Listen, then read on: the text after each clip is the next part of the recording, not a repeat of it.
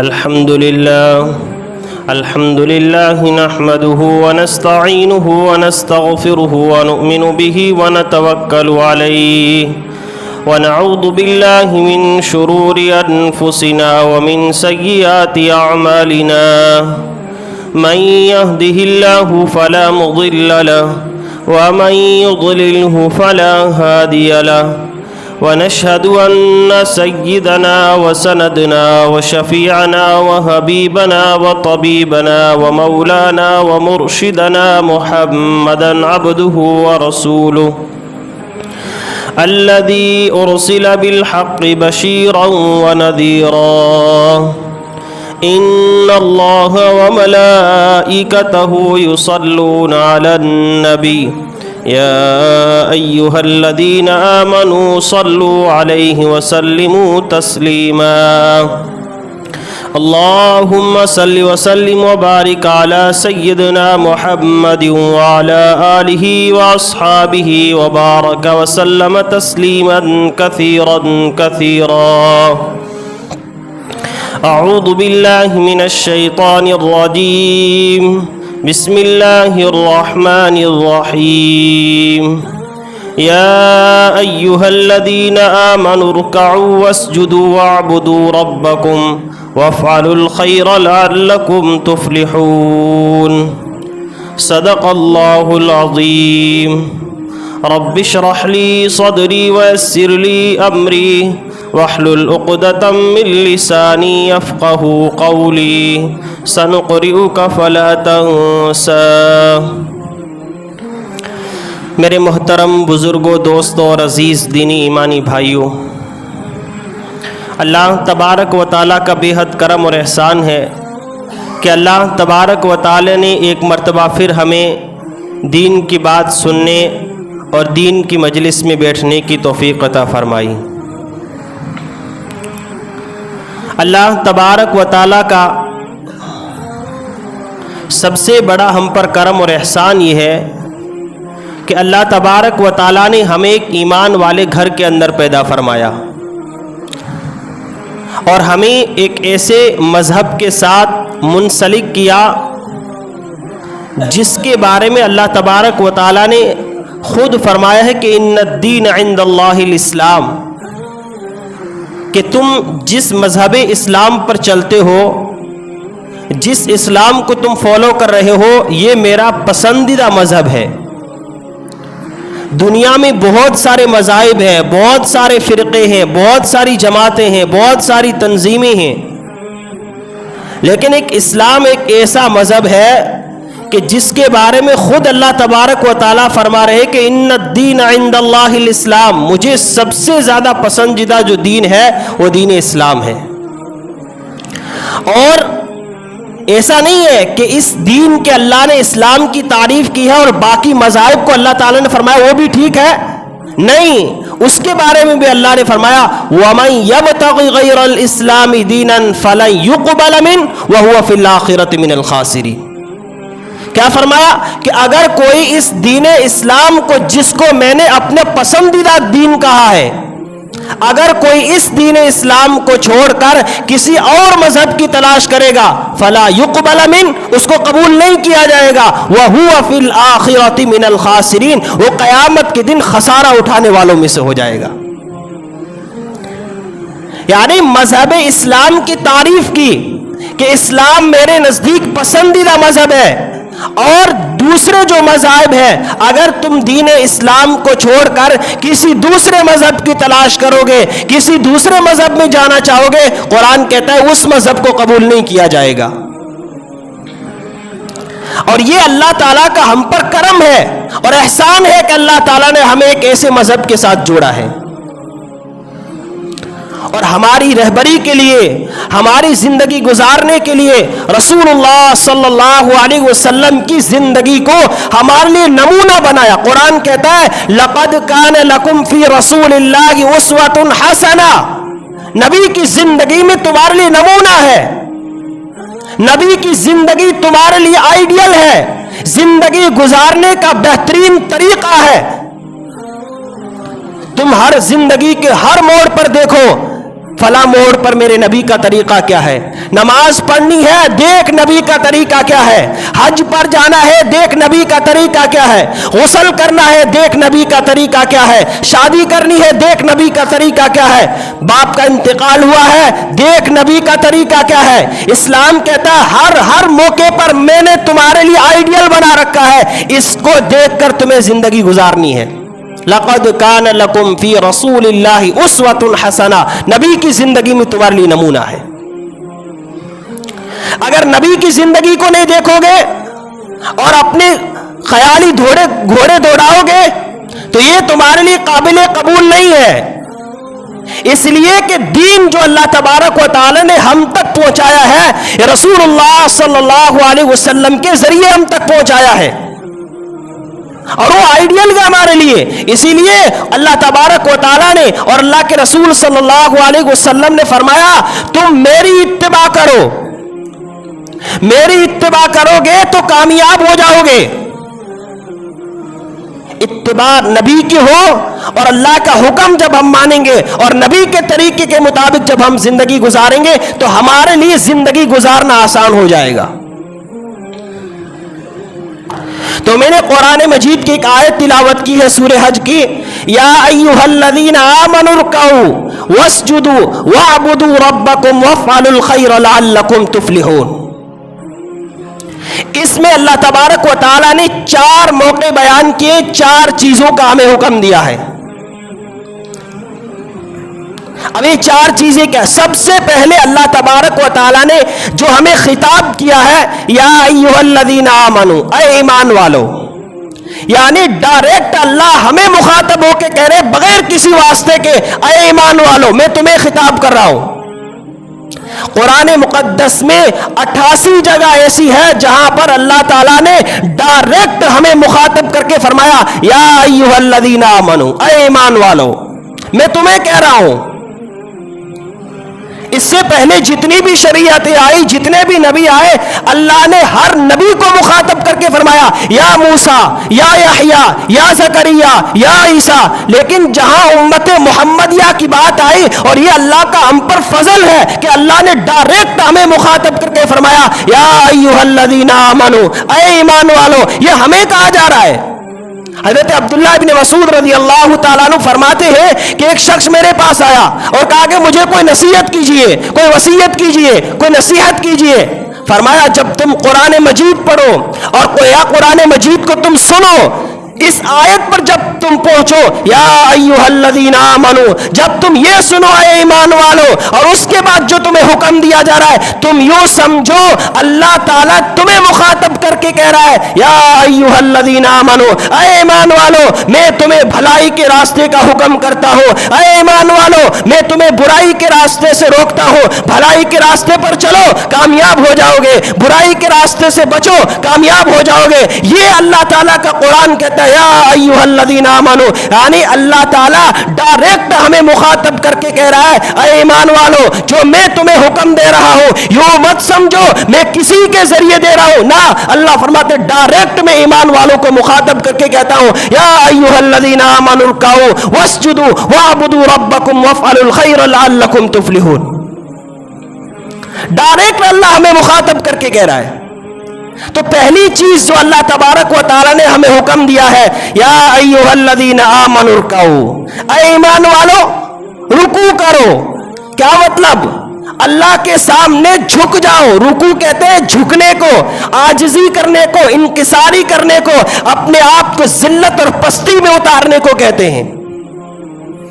यानी अल्लाह तबारक व तआला क्या कहते हैं कि तुम रुकू करो, यानी आजिजी इख्तियार करो, तवाज़ु इख्तियार करो, मेरे सामने अपने आप को झुकाओ। और तवाज़ु आजिजी अल्लाह ताला को इतनी पसंद है, इतनी अल्लाह ताला को तवाज़ु और आजिजी पसंद है, अल्लाह फरमाते हैं जिसने मेरे लिए तवाज़ु की, मन तवाज़ा लिल्लाहि रफ़अहुल्लाह, जो मेरे लिए तवाज़ु करेगा, इंकिसारी करेगा, आजिजी करेगा, अल्लाह फरमाते मैं उसको बुलंद कर दूंगा। क्या फरमाते? अगर तुम मेरे लिए तवाज़ु करोगे मैं तुम्हारे मकाम को बुलंद कर दूंगा। अगर तुम तवाज़ु करोगे, मन तवाज़ा लिल्लाहि रफ़अहुल्लाह, जो मेरे लिए तवाज़ु करेगा मैं उसको बुलंद कर दूंगा। ये پہلا اللہ تعالیٰ حکم دے رہے، اس لیے کہ بڑائی، کبریائی، عظمت، جلالت یہ اللہ تبارک و تعالیٰ کی صفت ہے۔ یہ کس کی صفت ہے؟ اللہ تبارک و تعالیٰ کی صفت ہے، اس لیے کہ اللہ تعالیٰ بڑا ہے۔ اللہ علی الکبیر، اللہ بڑا ہے اور وہ بڑائی کو پسند کرتا ہے، اور انسان جتنا چھوٹا بن کر چلے گا، انسان جتنی عاجزی اختیار کرے گا، اللہ کے سامنے اپنے آپ کو جھکائے رکھے گا، اللہ فرماتے رفع اللہ، میں اس کو بلند کر دوں گا۔ یعنی جب انسان چھوٹا بن کر عاجزی اختیار کر کے زندگی گزارے گا، اللہ کا وعدہ ہے کہ میں اس کو بلند کروں گا۔ یہ اللہ تبارک و تعالیٰ نے ہمیں حکم دیا ہے، وَارْكَعُوا، یعنی تم اپنے آپ کو جھکاؤ، عاجزی اختیار کرو، اپنے آپ کو ذلت کے ساتھ میرے سامنے جھکاؤ۔ جب تم اپنے آپ کو میرے سامنے جھکاؤ گے، اللہ فرماتے میں تمہیں بلند کر دوں گا۔ تواضع اختیار کرو، اس لیے کہ عاجزی جب انسان کرے گا، تواضع کرے گا اور بڑائی بیان نہیں کرے گا، تکبر نہیں کرے گا، تو اللہ کا وعدہ ہے کہ اللہ تعالیٰ اسے کامیاب کرے گا۔ یہ اللہ نے وعدہ ساتھ لیا ہے، اگر تم ان تین چیزوں پر چلو گے، اللہ فرماتے میں تمہیں کامیاب کر دوں گا۔ تو پہلی چیز کیا فرمائی؟ وَارْكَعُوا، رکوع کرو، عاجزی اختیار کرو، تواضع کرو اور میرے حکم کے مطابق اپنے آپ کو میرے سامنے جھکاؤ۔ یہ اللہ کی تواضع یہ انسان کی صفت ہے، عاجزی انسان کی صفت ہے، جھکنا انسان کی صفت ہے۔ انسان دنیا میں آنے کے بعد سمجھتا ہے میں کسی کے سامنے کیوں جھکوں، میں اپنے آپ کو پستی میں کیوں ڈالوں، میں اپنے آپ کو عاجز کیوں کروں۔ اللہ فرماتے جب تو اپنے آپ کو میرے سامنے جھکائے گا، اس جبین کو میرے سامنے جھکائے گا، اللہ فرماتے میں تجھے بلند کر دوں گا۔ حضرت مولانا محمود الحسن گنگوہی رحمت اللہ علیہ کے پاس ایک بزرگ آئے اور حضرت سے فرمایا کہ مجھے کوئی نصیحت کرو۔ کہا تم اتنے ضعیف العمر ہو، اچھے اعمال کرو اور ایسے اعمال لے کر اللہ کے پاس جاؤ، ایسی چیز اللہ کے پاس لے کر جاؤ جو اللہ کے پاس نہ ہو۔ وہ بڑے میاں بڑے پریشان ہوئے، حضرات کیا بات کہہ دی آپ نے، اللہ کے پاس کیا چیز نہیں ہے؟ سونے کے خزانے اس کے پاس، چاندی کے خزانے اس کے پاس، ہیرے جواہرات کے خزانے اس کے پاس، زمین آسمان کا مالک وہ ہے، بارش وہ برساتا ہے، زمین سے غلہ وہ اگاتا ہے، ہمیں روزی وہ دیتا ہے، بیٹا وہ دیتا ہے، ہر چیز کا مالک وہ ہے، آسمان کا نظام وہ چلا رہا ہے، وہ قیامت کے دن کا بھی مالک ہے، وہ سارے جہان کا مالک ہے۔ ارے بزرگ تم کیا کہہ رہے ہو، اللہ کے پاس کس چیز کی کمی ہے؟ حضرت نے فرمایا کہ اللہ کے پاس تم تواضع لے کر جاؤ، عاجزی لے کر جاؤ، انکساری لے کر جاؤ، اپنے آپ کو چھوٹا بنا کر اللہ کے سامنے جاؤ۔ کیوں؟ اس لیے کہ تواضع، عاجزی، انکساری یہ اللہ کی صفت نہیں ہے، اللہ کی صفت بڑائی ہے۔ اس لیے اللہ نے فرمایا الکبریاء ردائی، الکبریاء ردائی، بڑائی میری چادر ہے، بڑائی میری چادر ہے، میں اس چادر کے اندر مکمل طور پر ڈھکا ہوا ہوں۔ حضرت ابو ہریرہ رضی اللہ تعالیٰ عنہ فرماتے ہیں اللہ کے رسول صلی اللہ علیہ وسلم نے فرمایا اللہ تعالیٰ کا فرمان ہے عظمت میری، کبریائی میری چادر ہے، عظمت میری چادر ہے، جو میری اس چادر کو کھینچے گا اللہ فرماتے میں اس کو جہنم میں داخل کروں گا، اور ایک روایت میں ہے کہ میں اس کو جہنم میں پھینک دوں گا۔ جو تکبر کرے گا، جو گھمنڈ کرے گا، جو حسد کرے گا، جو کینہ رکھے گا، عداوت رکھے گا، میرے صفت کو جو اپنائے گا اللہ فرماتے میں اس کو جہنم میں دھکیل دوں گا۔ کیا مطلب؟ الکبریاء، یہ اللہ تعالیٰ فرماتے ہیں یہ میرا لباس ہے، عظمت یہ میرا تہبند ہے، میں اس کو پہنے ہوئے ہوں، جو میرے تہبند کے ساتھ گھسنے کی کوشش کرے گا، جس طرح ایک کرتے کے اندر دو انسان نہیں آ سکتے، ایک کپڑے کے اندر دو انسان نہیں آ سکتے، اللہ فرماتے اسی طرح میری عظمت، میری بڑائی کا کوئی دعویٰ کر ہی نہیں سکتا۔ یہ تو میری چادر ہے، اگر کوئی میری صفت کے اندر داخل ہوگا یعنی بڑا بننے کی کوشش کرے گا اللہ فرماتے میں اس کو ذلیل کر دوں گا۔ تو پہلی صفت کیا بیان فرمائی؟ یا ایھا آمنوا ارکعوا، اے ایمان والو رکوع کرو، اپنے آپ کو اللہ کے سامنے جھکاؤ، اپنے اوقات کو پہچانو۔ اپنی زبان میں کہوں تو اللہ فرما رہے اپنے اوقات کو پہچان، میں نے تجھے ایک ناپاک قطرے سے پیدا کیا ہے۔ گھمنڈ کس بات کا، غرور کس بات کا، تکبر کس بات کا کر رہا ہے؟ آج زمین پر ہے، کل زمین کے نیچے ہوگا۔ ایک ناپاک قطرے سے تو بنا، جو ناپاک قطرہ تیرے کپڑے پر لگ جائے تجھے دھوئے بغیر سکون نہیں آتا ہے، اس ناپاک میں نے قطرے سے تجھے بنایا ہے۔ آج تو تکبر کرتا ہے، گھمنڈ کرتا ہے، کینہ، عداوت اور دشمنیاں اپنے دل میں پالتا ہے۔ اللہ فرماتے ہیں تکبر، بڑائی، عظمت یہ میری چادر ہے، تم میری چادر کے ساتھ بالکل داخل نہ ہو۔ تو پہلی صفت جو اللہ تبارک و تعالی نے بیان فرمائی، یا ایھا الذین آمنوا ارکعوا، اے ایمان والو رکوع کرو۔ اور دوسری صفت، دوسری چیز اللہ فرماتے واسجدوا، سجدہ کرو۔ سجدہ کہتے ہیں اپنی پیشانی کو اللہ کے سامنے جھکاؤ۔ یہود و نصارہ سجدہ نہیں کرتے تھے۔ پہلے زمانے میں جب مسلمان نماز پڑھتے تھے تو رکوع بھی نہیں کرتے تھے، سجدہ بھی نہیں کرتے تھے، اور اللہ تعالیٰ نے اس امت محمدیہ کو مخاطب کر کے فرمایا یا ایھا الذین آمنوا ارکعوا واسجدوا، اے ایمان والو رکوع کرو اور سجدہ کرو۔ یہودیوں کی مخالفت کرو، عیسائیوں کی مخالفت کرو، اس لیے کہ وہ سجدہ نہیں کرتے۔ مکمل طور پر عاجزی اختیار کرنا ہے سجدے میں، مکمل طور پر اپنے پروردگار کے سامنے جھکنا ہے، مکمل طور پر اپنی خاکساری اور اپنی کم طریقہ اقرار اللہ کے سامنے سجدے میں جا کر کرنا ہے۔ انسان اپنے جسم کی سب سے اعلیٰ چیز اپنی پیشانی ہے، اس کو اللہ کے سامنے جھکاتا ہے، اور سجدے میں جا کر جب سبحان ربی الاعلیٰ اللہ کی بڑائی بیان کرتا ہے، اللہ عرشوں پر بیٹھ کر فرشتوں کے ساتھ رشک کرتے ہیں۔ تو دوسرا حکم کیا دیا؟ واسجدوا، میرے سامنے سجدہ کرو۔ اور یہ سجدہ اس امت کی خصوصیت ہے، یہود و نصارہ کی مخالفت ہے، اور یہ سجدہ اللہ تبارک و تعالیٰ نے اپنے محبوب کے معراج کے صدقے ہمیں دیا ہے۔ ہمیں بہت معمولی سا لگتا ہے، کیوں کرتے نہیں ہے نا؟ ہم تو سجدہ کون سا کہتے ہیں، 8 کی کھاٹ کی 360 کی، اس کے علاوہ ہمارے پاس کون سا سجدہ ہے؟ یہ وہ سجدہ ہے جو اپنے محبوب صلی اللہ علیہ وسلم کو اللہ نے عرشوں پر بلایا اور معراج کا تحفہ عطا کر کے وہاں یہ سجدہ عطا کیا۔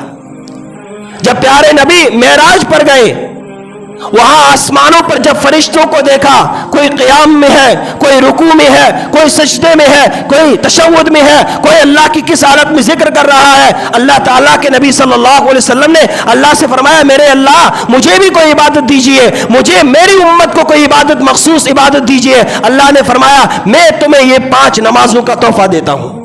یہ سجدے کا تحفہ وہاں ملا ہے، تمام فرشتوں کی مجموعی عبادت یہ نماز اللہ تعالیٰ نے ہمیں دی ہے۔ یہ سجدہ فرشتوں کی عبادت ہے۔ تو دوسرا حکم کیا ملا؟ یا ایھا الذین آمنوا ارکعوا، پہلا حکم واسجدوا، رکوع کرو اور میرے سامنے سجدہ کرو، اپنی پیشانی کو میرے سامنے جھکاؤ۔ اور تیسرا حکم اللہ تعالیٰ نے دیا وَاعْبُدُوا رَبَّكُمْ، اپنے پروردگار کی عبادت کرو۔ اب عبادت کیا ہے؟ عبادتیں تو بہت ساری ہے، یعنی انسان مکمل طور پر اپنے پروردگار کو پہچان کر اس کے حکموں کے مطابق زندگی گزارے۔ عبادتوں میں بہت ساری عبادت، نماز، روزہ، زکوٰۃ، حج، قربانی اور بہت ساری عبادتیں ہیں، ذکر و اذکار ہے، تسبیح ہے، قرآن کی تلاوت ہے۔ یعنی اللہ تعالیٰ کہنا یہ چاہتے ہیں وَاعْبُدُوا رَبَّكُمْ، تم میری عبادت کرو، میں تمہارا رب ہوں۔ جو ذات تمہیں پال رہی ہے اس ذات کی عبادت کرنا ضروری ہے۔ یہ تیسرا حکم اللہ نے دیا یا ایھا الذین آمنوا ارکعوا واسجدوا واعبدوا ربکم، اور چوتھا اللہ نے حکم دیا وافعلوا الخیر لعلکم تفلحون، بھلائی کے کام کرو اگر تم کامیاب ہونا چاہتے ہو۔ وافعلوا الخیر، بھلائی کا کام کرو۔ اب بھلائی کے کام بہت سارے ہیں، جتنے ہو سکے بھلائی کے کام کرو۔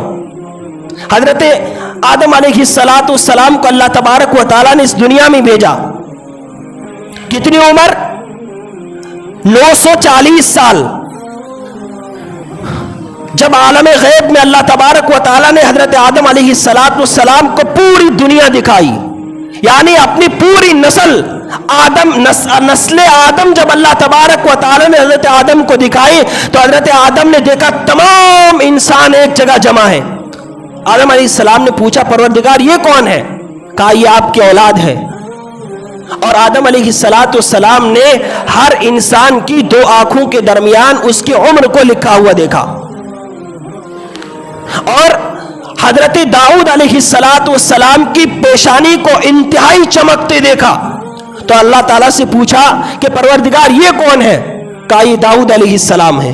कहा इनकी पेशानी इंतहाई चमकदार है और इनकी उम्र 40 साल लिखी हुई है, परवरदिगार इनकी उम्र को बढ़ा दें। अल्लाह ने फरमाया, आदम जो लिखा जा चुका अब बढ़नी नहीं है। कहा मेरी उम्र में से कम कर ले, 60 साल मेरी हजरत दाऊद अलैहिस्सलाम को दे दे। अल्लाह ताला ने फरमाया मंजूर है। हजरत आदम अलैहिस्सलाम की 60 साल हजरत दाऊद अलैहिस्सलाम को दे दिए गए। ये क्या कर रहे हैं आदम अलैहिस्सलाम? भलाई कर रहे हैं। आप देखो, अपने जुबान में कहते हैं ना, कोई कहीं ना तब पे गोदो डहने। यहां आदम अलैहिस्सलाम अपनी उम्र दे रहे हैं, 60 साल हजरत दाऊद अलैहिस्सलाम को। भलाई देखो, जब आदम अलैहिस्सलाम के 940 साल पूरे हुए तो फरिश्ता रूह कब्ज करने के लिए आया। तो आदम अलैहिस्सलाम कहते हैं अभी तो मेरे 60 साल बाकी है। फरिश्ते वापस गए, परवरदिगार के सामने कहा, आदम अलैहिस्सलाम कह रहे मेरे 60 साल बाकी है। कहा जाओ उनको कहो कि तुमने किसी जमाने में भलाई की थी, अपनी उम्र दाऊद अलैहिस्सलाम को दी थी। कहा ठीक है, याद हो गया। यानी कहने का मतलब यह है कि आदम अलैहिस्सलाम ने अपनी 60 साल उम्र हजरत दाऊद अलैहिस्सलाम को दी, भलाई की है।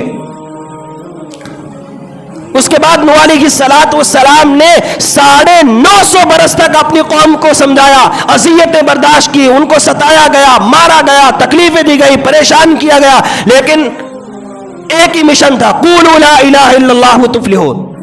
अल्लाह की तरफ बुलाते रहे। इतनी तकलीफें बर्दाश्त करने के बावजूद लोगों ने धक्के देकर घर से निकाला, लेकिन क्या करते रहे? वफ़अलुल खैर, भलाई का काम करते रहे, लोगों को अच्छाई की तरफ बुलाते रहे, नेकी की तरफ बुलाते रहे। और ये सिर्फ इन्हीं नबियों के साथ नहीं, मेरे और आपके नबी जनाब मोहम्मद रसूलुल्लाह सल्लल्लाहु अलैहि वसल्लम ने भी भलाई के काम किए। और जितनी अज़ियतें, जितनी तकलीफें मेरे और आपको नबी को दी गई, शायद दुनिया में किसी को दी गई हो। तो चौथा हुक्म अल्लाह ताला ने क्या दिया? वफ़अलुल खैर, भलाई का काम करो। अब भलाई क्या है? नबियों ने तो उम्मत के जुल्म बर्दाश्त किए हैं, उन तकलीफों को बर्दाश्त किया है। हमें भलाई का काम ये करना है कि भाई के साथ भाई बनकर रहना है। हाँ, बहुत मुश्किल काम है। एक देखो, दिल में अदावत का ना होना, दिल में हसद का ना होना, दिल में कीने का ना होना, दिल में दुश्मनियों का ना होना, ये तो वो अमाल है जिसके बारे में नबी अलैहिस्सलाम ने फरमाया ये कन्फर्म जन्नती है। मशहूर वाक़या एक सहाबी का है, अल्लाह के रसूल ने एक ही मजलिस में एक सहाबी को फरमाया, 3 मरतबा फरमाया, तुम जन्नती हो, तुम जन्नती हो, तुम जन्नती हो। एक सहाबी बड़े परेशान हुए, मैं तहज्जुद पढ़ता हूँ, रात भर नवाफिल पढ़ता हूँ, दिन भर रोजे रखता हूँ, दिन भर कई कुरान खत्म कर देता हूँ और दुआओं पर दुआएं करता हूँ, इबादत तस्बीहात जितनी मेरी है इन साहब की तो है ही नहीं, और नबी फरमा रहे ये जन्नती है।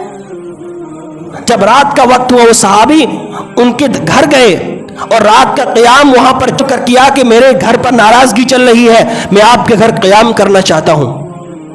रात को जब सोए तो अपनी चादर को फाड़ा और उस सुराख से रात भर उस सहाबी को देखते रहे जिसके बारे में नबी ने फरमाया जन्नती है, ये जन्नती है, जन्नती है। 3 रातें तक देखते रहे। वो सहाबी आते जिनके बारे में नबी ने फरमाया जन्नती है, चादर ओढ़ कर सो जाते, अल्लाहुम्मा बिस्मिका अमूतु व अहया, उसके अलावा कोई नवाफिल नहीं, कोई कुरान की तिलावत नहीं, कोई दुआई नहीं। लेकिन नबी क्या फरमा रहे हैं? जन्नती है। 3 दिन के बाद जब वो सहाबी जाने लगे تو ان صاحب سے پوچھتے ہیں بھائی تیرا اعمال کون سے ہے, تو اعمال کون سے کرتا ہے؟ تیرے بارے میں نبی فرما رہے تو جنتی ہے. کہا یار جو تو نے دیکھا وہی ہے, فرض نماز پڑھتا ہوں, اس کے علاوہ میرے تو کوئی خاص اعمال نہیں ہے. کہا یار نبی نے تیرے بارے میں فرمایا تو جنتی ہے, کوئی تو اعمال ہے تیرا. اصرار کیا لیکن ان صحاب نے بتایا نہیں. جب جانے لگے تو ان صحابی نے ان کو بلایا اور کہا کہ نبی نے جو فرمایا ہے کہ جنتی ہے, ایک بات میرے اندر ہے. کہا کیا بات ہے؟ کہا کہ میرے دل میں کسی کے بارے میں دشمنی نہیں ہے. کتنا چھوٹا سا عمل, کوئی قرآن کی تلاوت نہیں, کوئی لمبی تسبیح نہیں, کوئی حج نہیں, کوئی عمرہ نہیں, کوئی نوافل نہیں, کوئی سجدے نہیں. کون سا عمل؟ صرف دل میں دشمنی, عداوت, کینہ, حسد, جلن بالکل نہیں ہے. نبی نے کیا فرمایا؟ جنتی ہے. اندازہ لگاؤ اتنا چھوٹا سا عمل. آج سے عہد کر لیں کہ ہم اپنے دلوں کو دشمنیوں سے, عداوتوں سے, کینے سے, حسد سے پاک کر لیں. اس دل میں صرف اللہ کی محبت ہو, اس صرف دل میں صرف بھلائی کے کام ہو, اس دل میں صرف محبت ہو. یار دشمنیاں بانٹ کر کہاں جاؤ گے؟ عداوت بھر کر کہاں جاؤ گے؟ کینے رکھ کر جاؤ گے کہاں؟ آج اس مٹی پر ہو, کل منو مٹی کے نیچے چلے جاؤ گے. تم بے بس ہو. بے بس انسان تکبر نہیں کرتا ہے, بے بس انسان دشمنیاں, عداوت, نفرتیں دل میں نہیں پالتا ہے. کہاں لے کر جاؤ گے؟ جب دنیا میں آئے تھے تمہاری اوقات کیا تھی؟ تم نہ پانی پی سکتے تھے, نہ کھانا کھا سکتے تھے, نہ بول سکتے تھے, نہ کچھ کھا سکتے تھے, نہ ماں باپ کے سہارے پر تم چلنے والے تھے. اور جب تم دنیا سے جا رہے ہو ایسے بے بس چارپائی پر پڑے ہو, نہ دیکھتے ہو, نہ سنتے ہو, نہ کھاتے ہو, نہ پیتے ہو, بے بس پڑے ہو. کوئی تمہارے کفن کا انتظام کر رہا ہے, کوئی تمہارے لیے قبر کھود رہا ہے, کوئی تمہیں دفنانے کی پلاننگ کر رہا ہے. اور اس دھرتی پر رہ کر ان 60-70 سالوں میں دشمنیاں, عداوتیں, نفرتیں, زمینوں پر جھگڑ کر, بہنوں کا حق کھا کر, بھائی کا حق کھا کر کہاں جاؤ گے؟ نہیں کام آنے والا ہے. اگر کام آنے والی چیز ہے تو نیک اعمال ہے.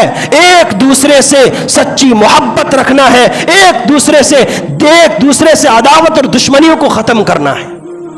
تو نبی علیہ الصلوۃ والسلام نے اور اللہ تبارک و تعالیٰ نے اس آیت میں جو ہمیں حکم دیا ہے, ان 4 کاموں کا حکم دیا ہے. یا ایھا الذین آمنوا ارکعوا, یا اے ایمان والو رکوع کرو, واسجدوا, سجدہ کرو, واعبدوا ربکم, اور اپنے پروردگار کی عبادت کرو, وافعلوا الخیر, اور بھلائی کے کامیاب کرو, بھلائی کے کام کرو, لعلکم تفلحون, اگر تم کامیاب ہونا چاہتے ہو.